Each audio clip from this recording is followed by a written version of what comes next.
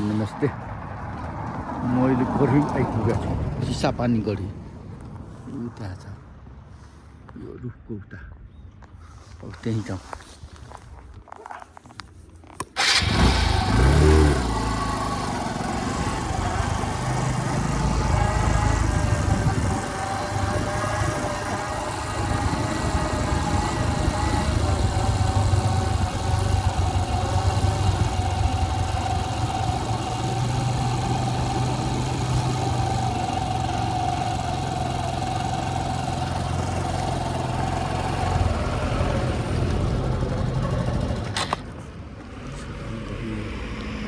बटुक भैरव मन्दिर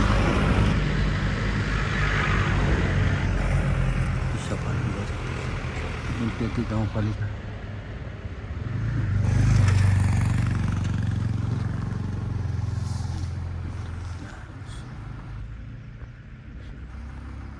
गएर हेरौँ न अलिक के छ।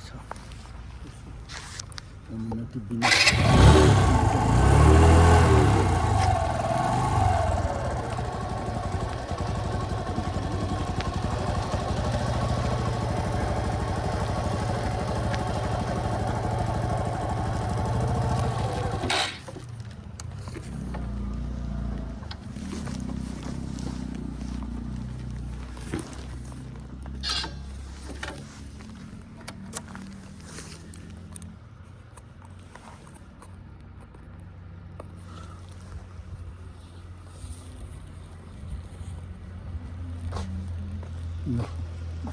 गढीको बोर्डहरू तोप सोप राख्थ्यो यहाँ।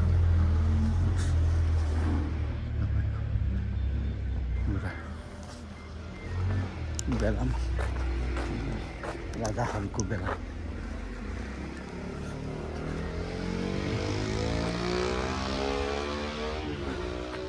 के लेखेको छ।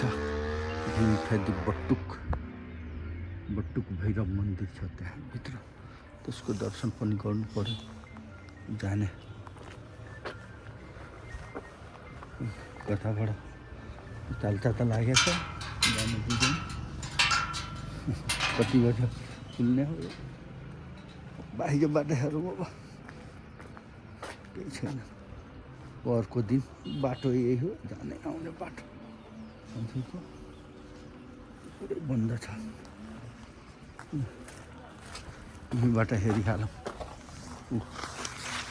यो बटुक भैरव, यो तपाईँको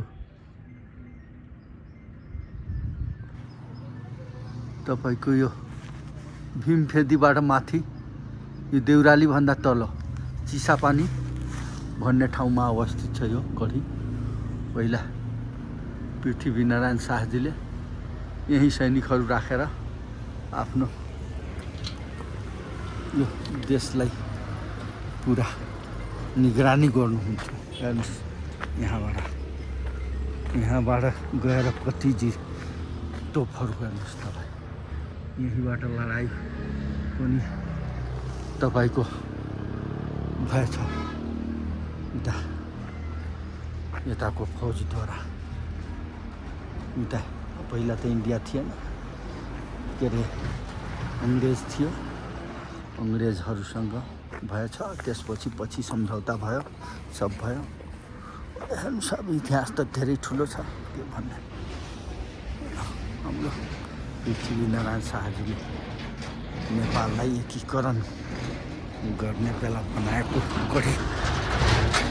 कस्तो इतिहास त धेरै ठुलो छ। पृथ्वीनारायण शाहजीलाई मुडी नमन। हस् त, थ्याङ्क यू भेरी मच। नमस्ते। आउनलाई तपाईँको काठमाडौँबाट त्यही 30-35 किलोमिटर जति, 35-40 किलोमिटर जति आउनुहोस् अनि यहाँ आएर अवलोकन गर्नुहोस् गढीको। मेन बाटोमै छ भीमफेदीभन्दा माथि, अनि देउराली भन्दा तल बिचैमा चिसापानी भन्ने ठाउँमा यही ठाउँ हो। यो रुखको ख्याल गरेपछि भइहाल्छ। यही बाटो त सुमुहरू कति जान्छ, तर कतिलाई त थाहै छैन मान्छेलाई। हस् त।